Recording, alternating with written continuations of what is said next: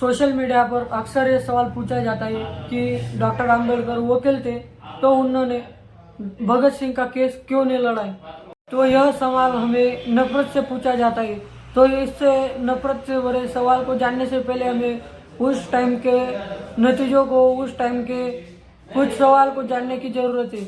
जब 23 मार्च 1931 को भगत सिंह को फांसी दी गई, उस वक्त की बात है। डॉक्टर बाबा साहेब आम्बेडकर को स्कूल में या कॉलेज में बैठकर पढ़ाई करने की अनुमति नहीं थी, तो वह दरवाजे के पास जाकर बैठ के वहाँ पर पढ़ाई किया करते थे। और जबकि भगत सिंह को ऐसा करने की कुछ जरूरत नहीं पड़ी क्योंकि वह सिख थे। जब शिक्षित होकर आम्बेडकर पढ़ाई करने बड़ौदा गए तब उनको किराए पर कमरा, धर्मशाला ऐसा कुछ भी नहीं मिला। सिडनी कॉलेज में प्रोफेसर की नौकरी मिली तो वहाँ के जो बच्चे थे उन्होंने आम्बेडकर से पढ़ने के लिए साफ मना कर दिया। तो ऐसे में 1923 को बाबा साहेब ने वकालत का काम शुरू कर दिया। तो ऐसे में उनको कई बार काउंसिल में बैठने के लिए जगह नहीं दी गई। अस्पृश्यता के चलते आम्बेडकर को केस नहीं मिल पाते थे। एक गैर ब्राह्मण अपना केस हार जाने के बाद आम्बेडकर के पास आए तो उनके केस जीत जाने के बाद उन्होंने ख्याति दी, लेकिन वकालत आम्बेडकर की रोजी रोटी नहीं थी। जातिवाद के कारण केस नहीं मिलने पर उन्होंने बाटली बॉय अकाउंटेंसी का लेक्चर का काम शुरू कर दिया।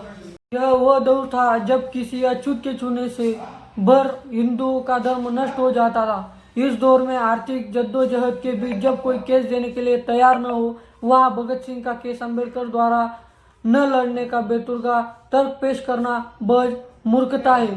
वैसे भी भगत सिंह का केस लाहौर में चल रहा था जबकि आम्बेडकर मुंबई में रहा करते थे और भगत सिंह के केस की पैरवी जाने माने वकील आसिफ अली कर रहे थे। वकालत के क्षेत्र में उनका दबदबा था। ऐसे में आसिफ अली को हटाकर आम्बेडकर को केस देने की कल्पना भी कोई कर नहीं सकता।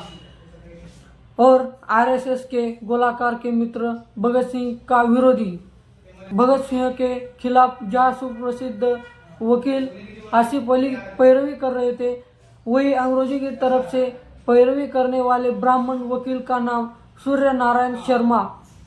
यह कोई भी अन्य नहीं, एक ब्राह्मण ही था।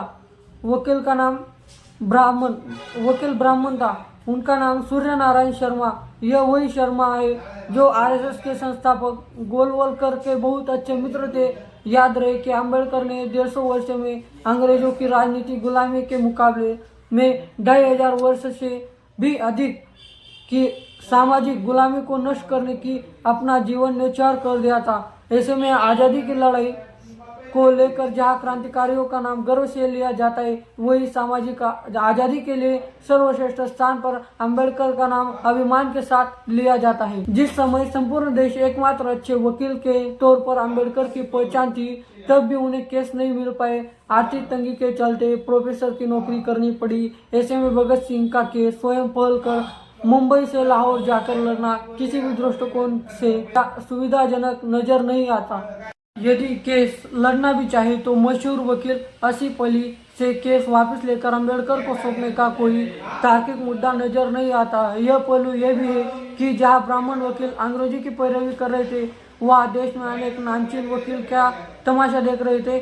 जबकि वर्ष 2013 में पाकिस्तान के वकील इम्तियाज कुरैशी ने भगत सिंह की केस को दोबारा खुलवाया। उसकी पैरवी अब्दुल रशीद ने की।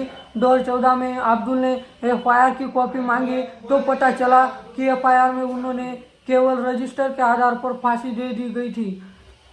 और आप यह भी जान लो कि कोई अन्य नहीं, जबकि हिंदू के पैर खींचता है। तो बस यह वीडियो उनको शेयर करना जो यह सवाल उठा रहे, उनको ये वीडियो जरूर शेयर करना और आपके जो व्हाट्सएप ग्रुप होंगे उसमें जरूर शेयर करना। जबकि यह सवाल ज़्यादा से ज़्यादा जातिवाद के लिए पूछा जाता है, तो इस सवाल को शेयर करना आपकी जिम्मेदारी है, जबकि हिंदू के पैर खींचता है। और चैनल को सब्सक्राइब जरूर करना और ऐसे ही नए वीडियो देखने के लिए नोटिफिकेशन बेल को ऑन कर देना।